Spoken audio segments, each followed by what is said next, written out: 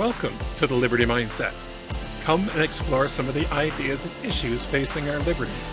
2022 is an election year. As libertarians, we ask that you consider voting in the Liberty Mindset. Welcome, and thank you for your time. Good morning, day and night, everybody. Welcome to Liberty Mindset. This is episode 9, where we'll look at the 14th Amendment of the United States Constitution. This amendment was the official end of slavery in the United States. The interesting thing, though, is nobody thought of applying this to the American Indian or Native until later. Today, we have a special guest, Annie Kallen, as well as Gregor, as always. And we're going to go ahead and see what our 14th Amendment looks like. Now, Annie is going to bring us an intriguing story of a Native American named Standing Bear. So we'll go through that as well and how Standing Bear's story relates back to the 14th Amendment. The 14th Amendment is very lengthy. Do we want to read it in full? I'm going to say, let's let people read it if they want, because it is very lengthy. All right. I mean, it's a solid, like 500 it's words. It's 5 sections. Yeah, it's pretty lengthy. But it talks, the first one in a nutshell talks about people who are born and naturalized in the United States are therefore citizens of the United States. But it does exclude natives in the amendment, some, I think, further down in section 2. Yeah. So, Gregor, what do you think of this aspect? Like, why do you think they stopped? I think it's a common misunderstanding of our history. Do I think they should have excluded the Indians? Technically, no. Mm-hmm. But what the reason for the exclusion, as I understand it in my research, is that the tribal nations, which we forced them onto in an evil way, I'm not making excuses, okay, mm-hmm. But each of them had their own nation. Those were actually recognized by treaty to be nations, and they weren't part of the United States government. So technically they were living in a separate country. To this day, the Indian tribes keep doing things to lose their sovereignty. I used to be a semi-professional poker player in California, and I always blew my mind how much money went to the state of California, when it's like, you do know you're your own country, right? They really shouldn't have to pay anything to the state of California. Mm-hmm. The treaties didn't require it.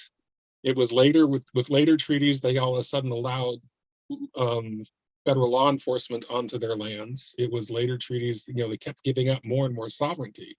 And this time, if you went onto an Indian reservation and you broke their laws, there was nothing anybody could do.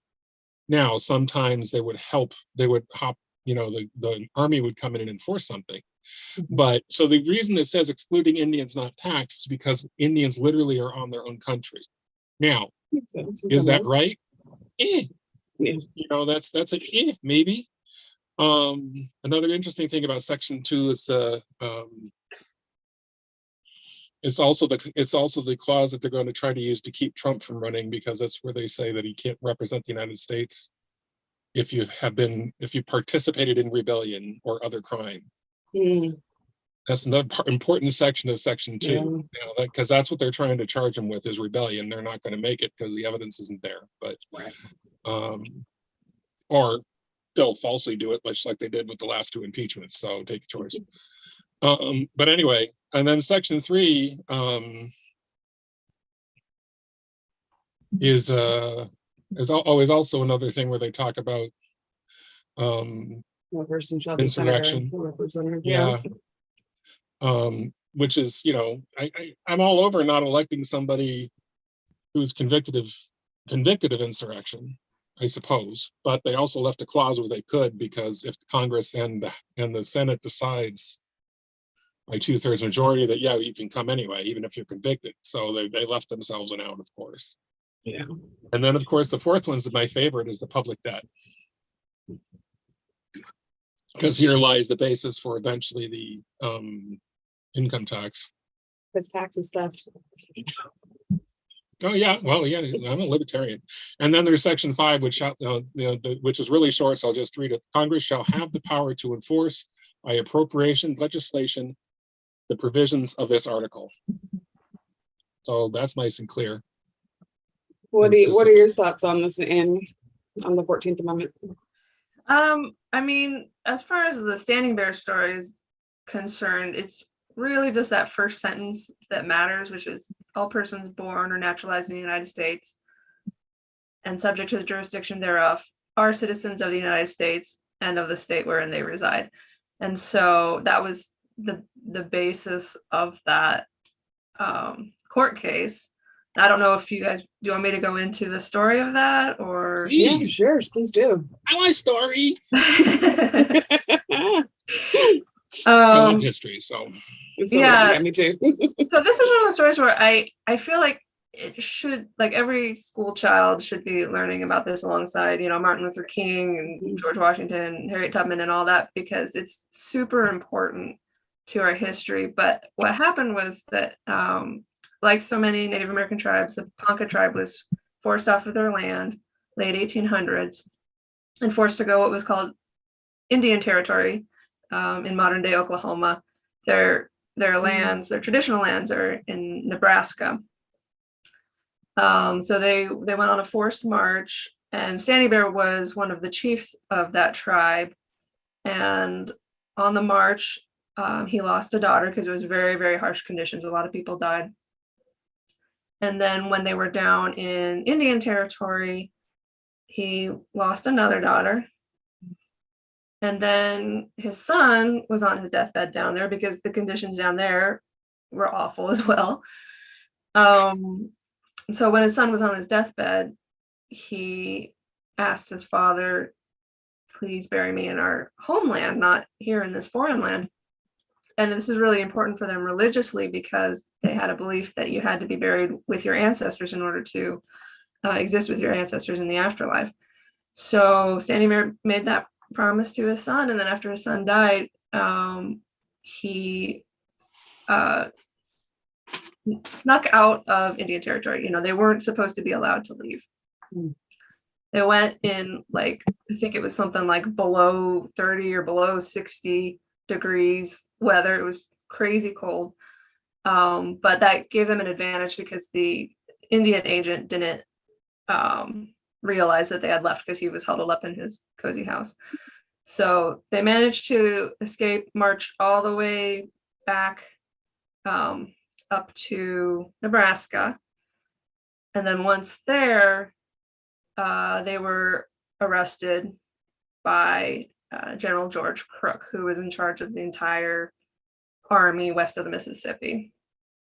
And this is where it starts to become interesting because General George Crook was a famous, what they called an Indian fighter. So he was considered a hero among white people for having, killed and displaced so many Native American people. But now, all of a sudden, when he heard Standing Bear's story, he was sympathetic. And I think he was also starting to feel guilty about the course of his life. And he actually negotiated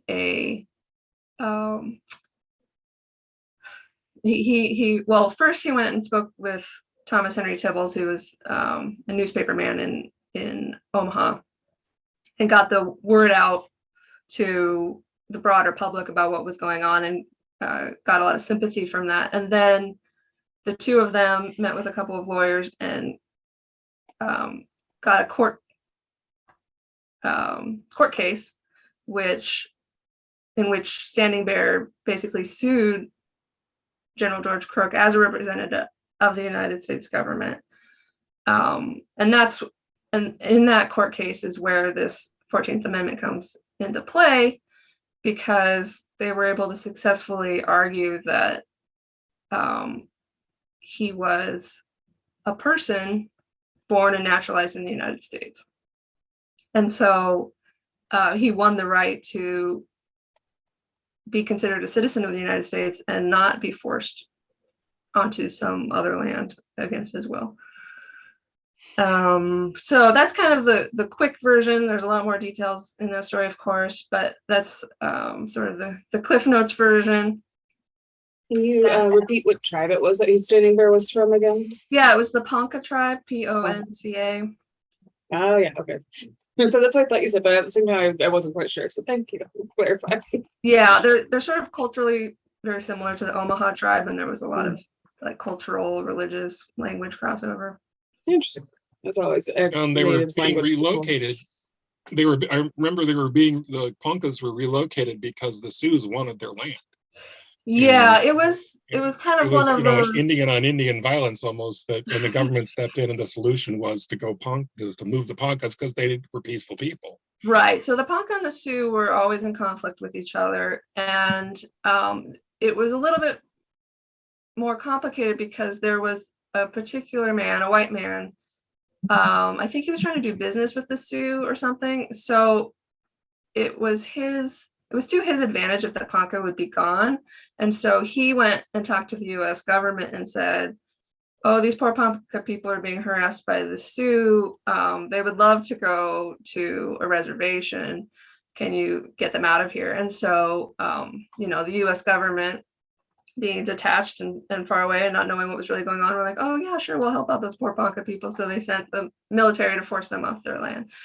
And the Ponca didn't want to go, but it was kind of convenient for business reasons for this other guy. So I think by the time they were being moved off their land, they had actually made a treaty with the Sioux. So I think things were like starting to get better, but then, got worse. Big brother steps in.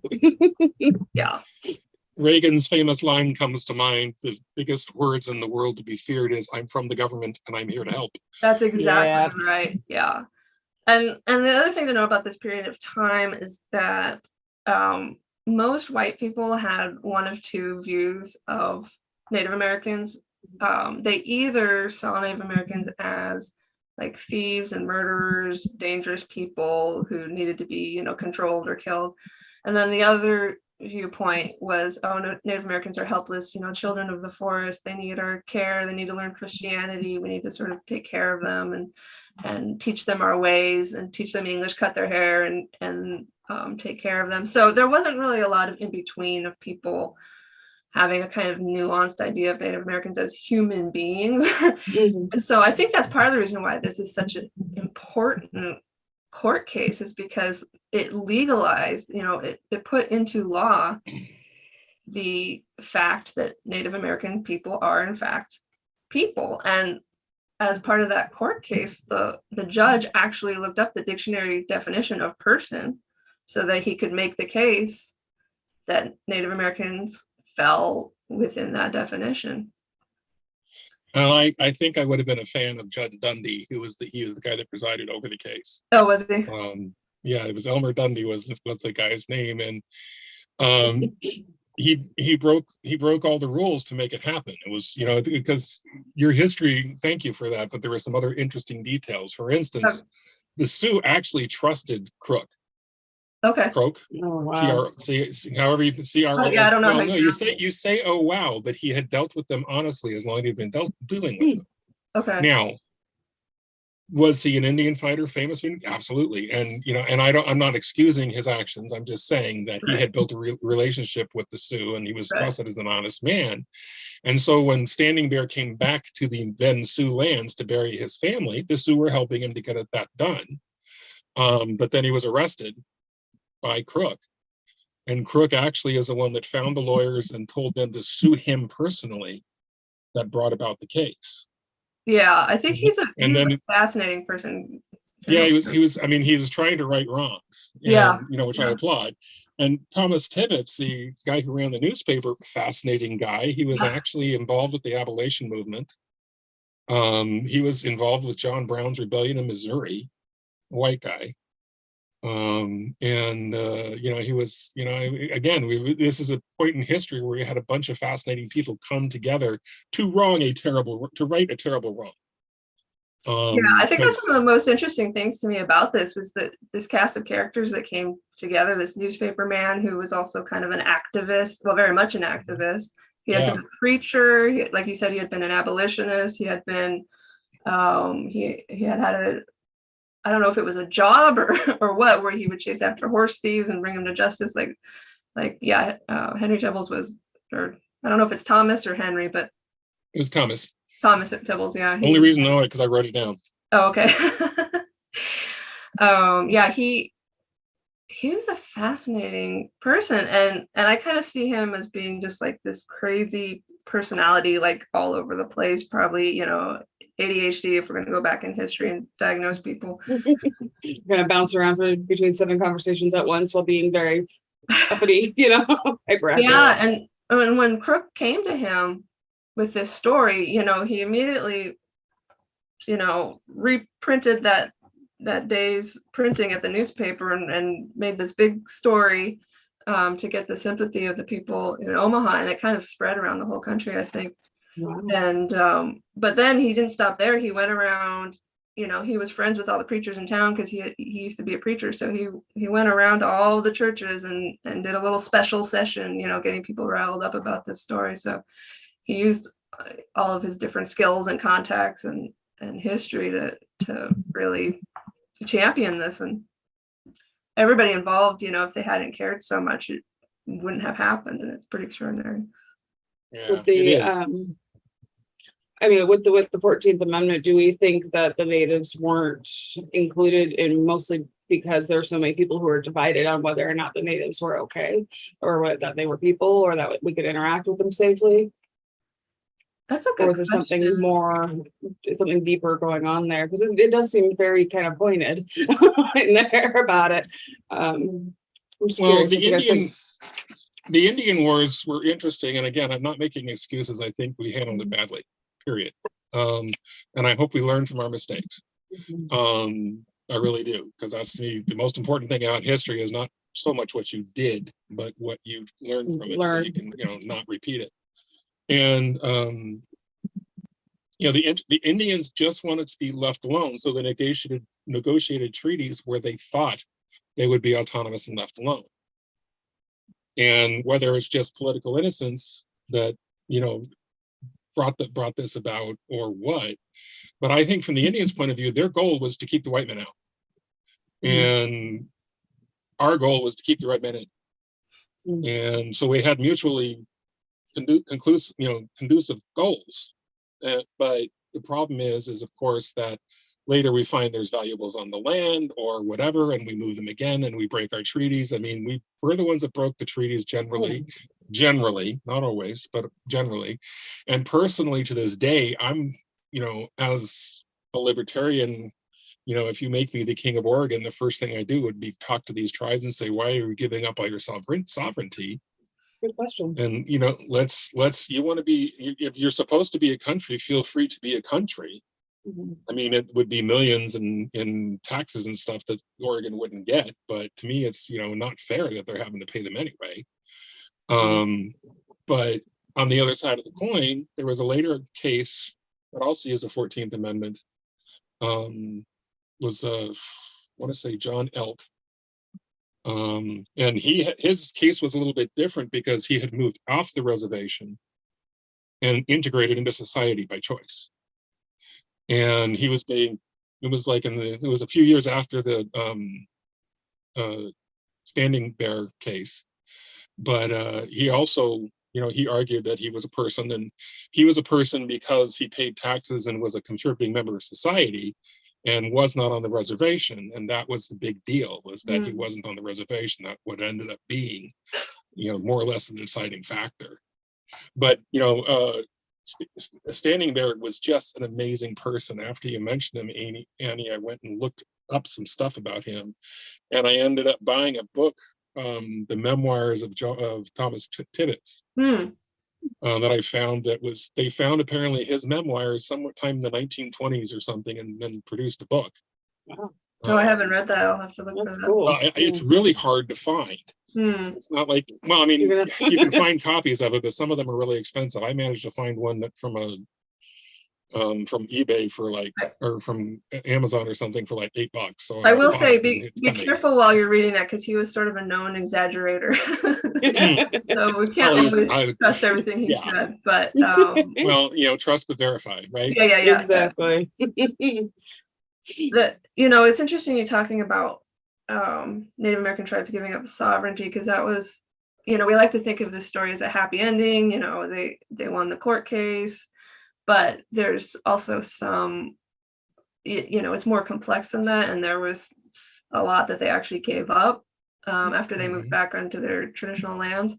And one of those things was they were sort of forced to divide up their land into lots so that each person had their own property. And traditionally, they would have lived in a tribe where the property was shared.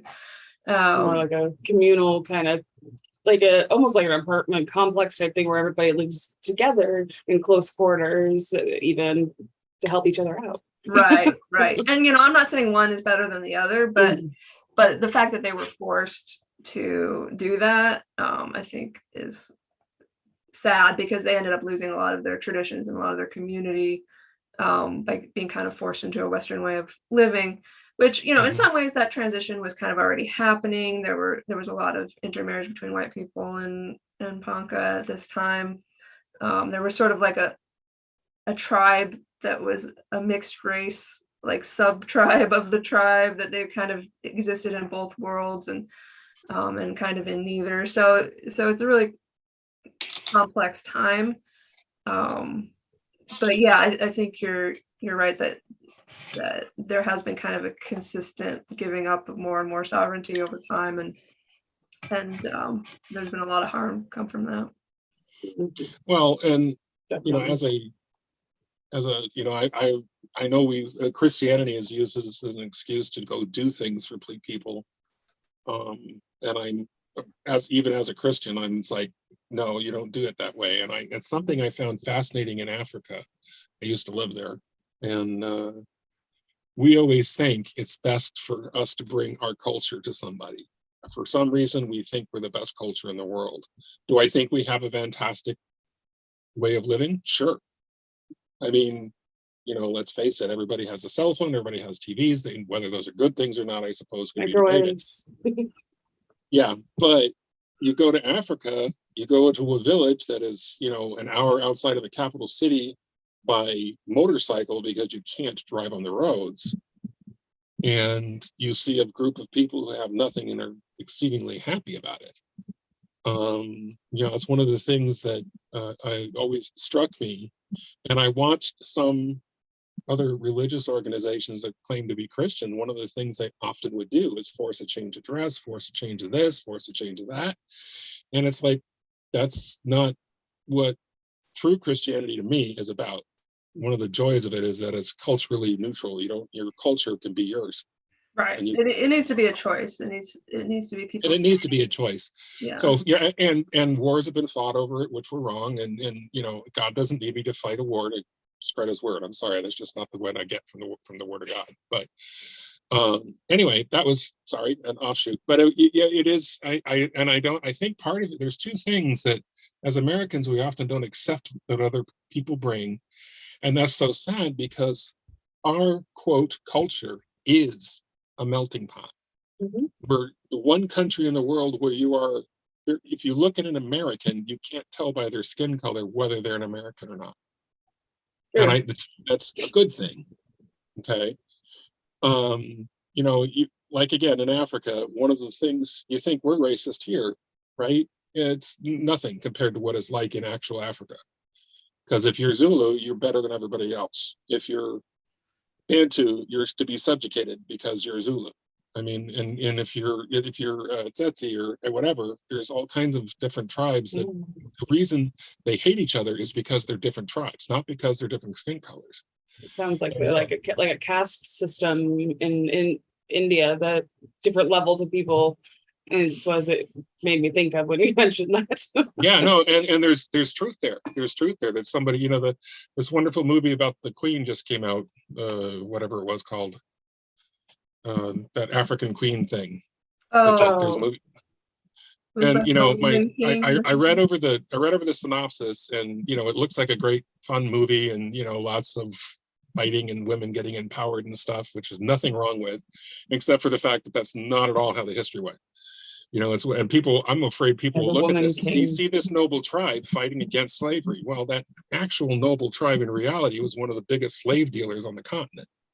Yeah. They're the ones that people bought the slaves from. But if we look at it in a movie, it's going to sound like they were there fighting for freedom to keep from being enslaved, which no, they were fighting to keep the ability to sell slaves. And there might have been a couple that were opposing what their tribe was doing, but it probably wasn't enough. Well, there's always a couple.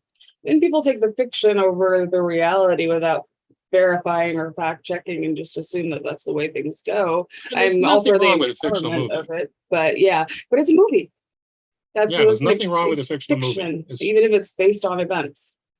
And almost you have to remember it's fictional. I'm not dissing the movie and the fact that it was probably a good movie. I didn't see it. My wife went and saw it. She thought it was pretty enjoyable. Any movie that's based off history is going to be inaccurate. Like history is just way too messy to make a accurate movie. And that's one of my banes, is because if I watch a historical movie, then I have to go dig in to find out what was wrong with it. Yes, I'm right there with you. It's a compulsion. I'm always like, wait a minute, okay, what was real there? What wasn't real there? Like I grew up watching, we didn't have television, so we had a lot of VHS and the Last of the Mohicans with Kevin Costner. Watched that a lot. But it's a brutal movie, but it's still not accurate. Yeah. All right. Buckskin and Blanket Days Memoirs. Buckskin and Blanket Days Memoirs is the name of the book by Thomas Tibbets. Okay. Is it I Tibbets? just got a confirmation it was shipped. I thought it was Tibbles. Is it? Tibbles, I'm sorry. Tibbles, yes. Okay. They didn't put the author they just put the title. Well, and my favorite book on this subject is called I Am a Man, Chief Standing Bear's Journey for Justice. I can't remember the name of the author right now, but he goes through the whole history. It's a really great book, and that's where I get most of my information from. Well, let's find out. I Am a Man, Chief Standing Bear's Journey for Justice on Amazon. It's by John Stent. I can't read it because my screen's weird. Joe Starita is the author. That's right, Joe Starita. I will just make sure to put a link in our description under suggested reading so people can find it. That'd be great. So I will make sure that gets done. So all in all, why did they give up their sovereignty? What are our theories about it? Did they want to assimilate? Did they want to just stop fighting? I mean, a lot of them were probably strong-armed into doing it, and kind of like people getting strong-armed into plea deals. Yeah, I think it was a mix of a lot of different things. I mean, for one thing, they were probably just exhausted from all the struggles they had gone through, and they were probably, willing to accept some compromises in order to just be able to live in peace. But also, like I said, this was kind of a time of transition anyway, where there was a real conflict between a native way of living and a Western way of living, and a lot of native people were already starting to adopt some cultural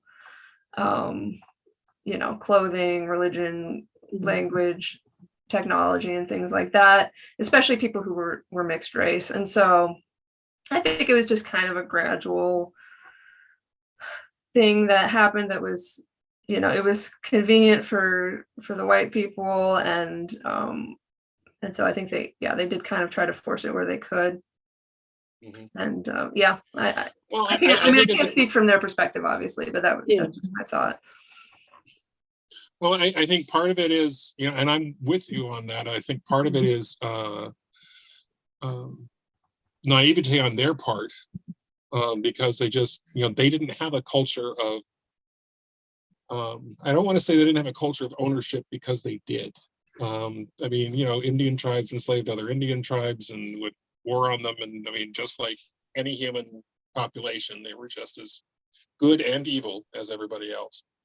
But I just don't think they never developed a political strength, because, and for the most part, and they had to learn it from us how to become political. Geronimo he became politically strong because he figured out how to form an army with all the several tribes, and that's the only reason he became a political force. So they learned that from us, because most of the time they were too busy just trying to live. And when you have a subsistence living system, that's what happens. Yeah, you couldn't be happy in that. There's nothing wrong with subsistence living. I think, with the people I met that lived that way, were sure they had health problems, they had this problem, they had that problem, but in general ways, the suicide rate in Africa is actually pretty low for the most part, unless you're in some politically charged country where you have one oppressor over the other. In Lesotho, it was a member of the British Commonwealth. It was a third world country. It was politically stable, even though it was technically been at war for 30 years. Most of the time, the people were happy. I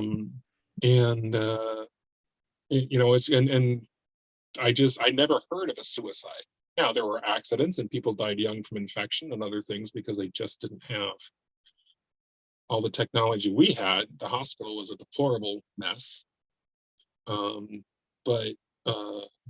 It was just a different kind of life. And I think because our culture has roots in a far higher populated, more densely populated region of the world, meaning, Western Europe or Eastern Europe, Western Europe, we developed differently. And, I can't say that, we invented war, because we didn't. War's been around since the beginning of time. But we just figured out different ways to live, and our politics are much more. I mean, look at the kings and of the 15th, 16th, 1700s. They're all interrelated by marriage. That's how they got along. They married each other and said, "Well, I can't attack you now. You're your family."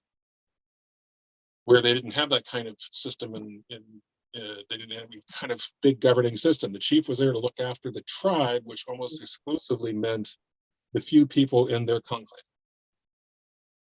And I saw that kind of structure in Africa. In the villages, they still have chiefs or chiefesses. And you walk into a village, the first thing you do is you go to the chief's house and you ask permission to stay. Yeah. That's the first thing you do when you go to a new village. 99 times out of 100, they're going to say yes. But, it's just, that's what you do culturally. And so I guess I'm thinking the Indians, besides the fact that technology, they didn't advance in technology. They still were Stone Age, literally. And they had an innocence about what they were signing. I just don't know I don't think from every tribe I've read about through history, most of them claim that they didn't understand the owning of the land. Right. Okay, the land was not something you owned, it was something you used.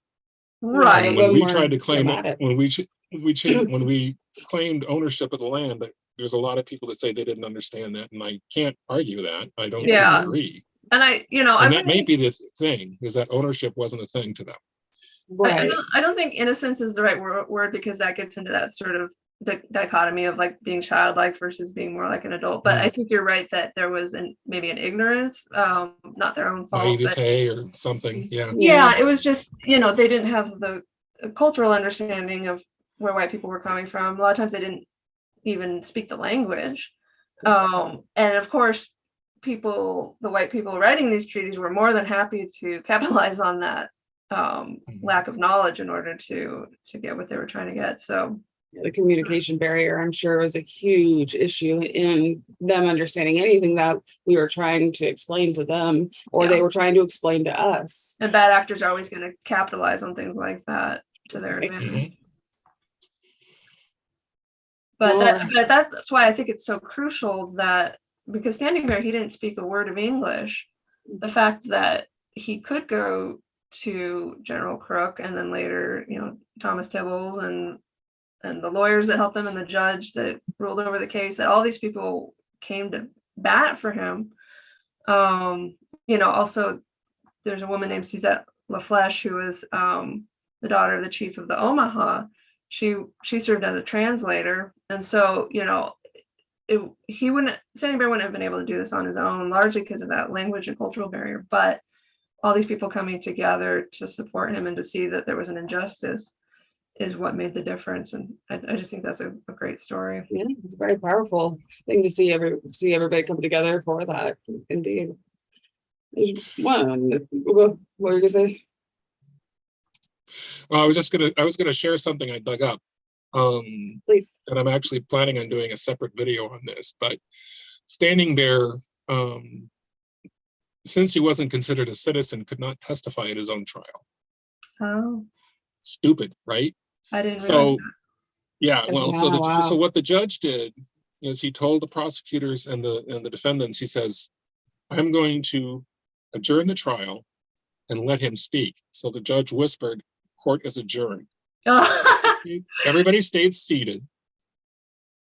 Standing there through the translator you spoke of, did this following speech, and it's really touching. So I want to get it on. I'm going to do an actual recording through my actual microphone when I get everything working again. Technical difficulties today, but I'd like you to take a moment and let's go back to the 1879 courtroom, 71 courtroom, and a man stands up in Indian garb, holds out his hand, looks at his hand, points to the judge's hand, and says, I've almost started in the wrong place. That hand is not the color. That hand is not the color of your hand. But if I pierce it, I shall feel pain. If you pierce your hand, you also feel pain. The blood that will flow from mine will be of the same color as yours. I am a man. The same God made us both. I seem to stand on the bank of a river. My wife and little girl are beside me. In front of the river is wide and impassable. He sees there as steep cliffs around him with the waters rapidly rising. In desperation, he scans the cliffs and finally spots a deep, rocky path to safety. I turn to my wife and child with a shout. We are saved. We will return to the swift running water that pours down between the green islands. There are the graves of my fathers. So they hurriedly climb the path, getting closer and closer to safety. The water is rushing behind them. But a man bars the passage. If he says that I cannot pass, I cannot. The long struggle would have been in vain.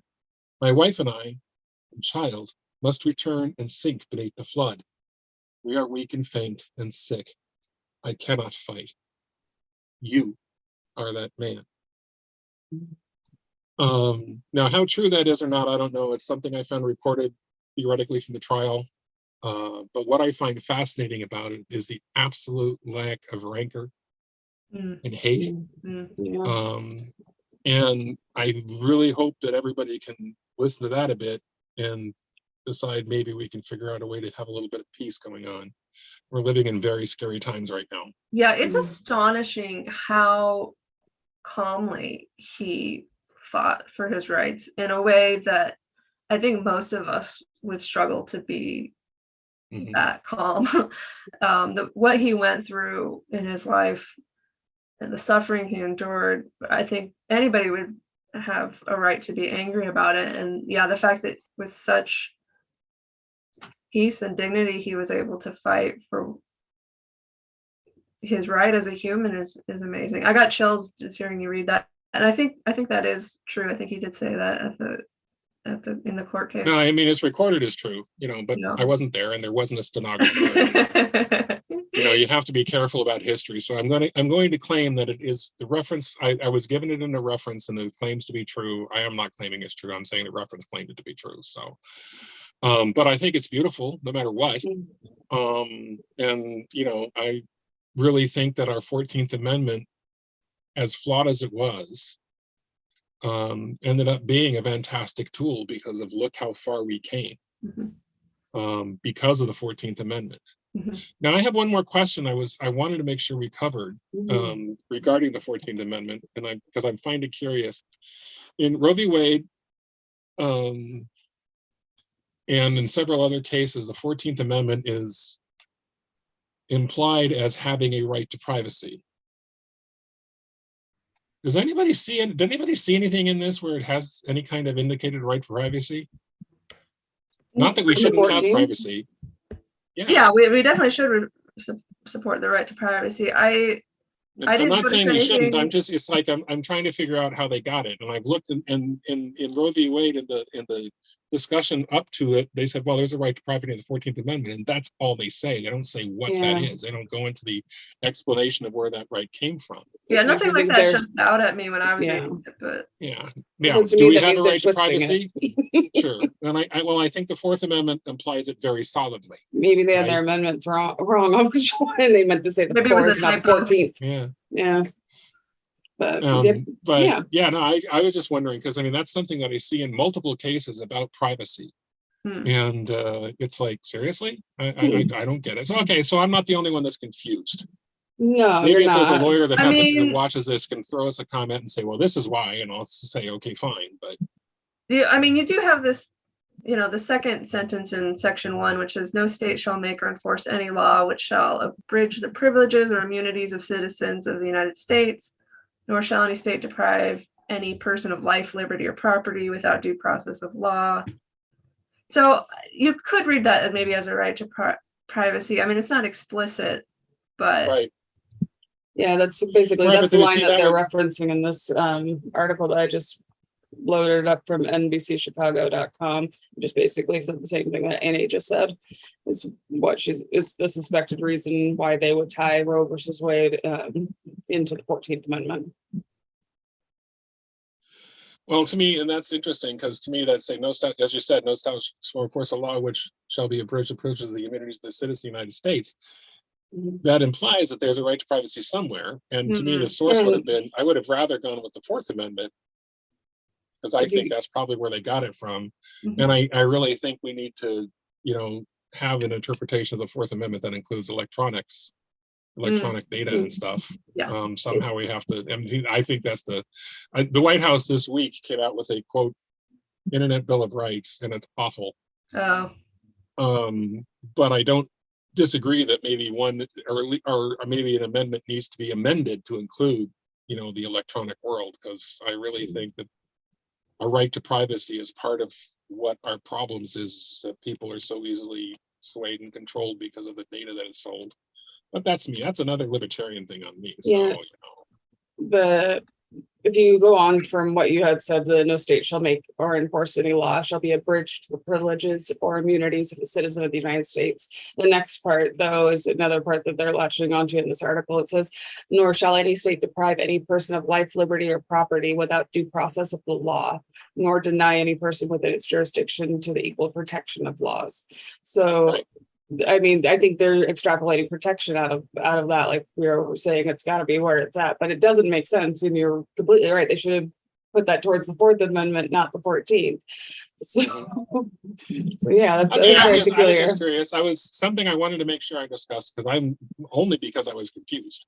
I think the 14th Amendment is mostly trying to clarify that, anybody who's defined as a person, which, includes, as of this amendment, citizens or any person born in the United States. And so I think it's just clarifying that the United States, well, you can't have slaves anymore. I think that's mostly what they're trying to say. Well, yeah, that was the purpose of it. And they wanted well, I mean, the 13th Amendment removed slavery, but the 14th Amendment declared them as people so that they could be counted properly. Right. So not only is slavery illegal, but we're being absolutely clear about the fact that former slaves are citizens and they have all of the rights due to citizens. So I think that was kind of the main intention of that section 1. Yeah. Well, and we could get into that whole, the fact that America is the only country where that if your non-citizen parents birth you on their land, all of a sudden it makes you a citizen. Is that right or wrong? That's a whole nother, well, maybe not a whole nother debate, but that's an interesting query because it has caused so many troubles in our, in our life. Because it's, I'm not saying that shouldn't be. I'm just saying it's, caused a lot of trouble. That's how we got so many. That's how I know in San Diego when I lived there, hospitals were always full of people that came across the border just have kids. They'd have their kid, stay 3 days, and then go back. And the whole purpose was so they could have an American birth certificate for their child, so they could immigrate the whole family. And that wasn't the intent.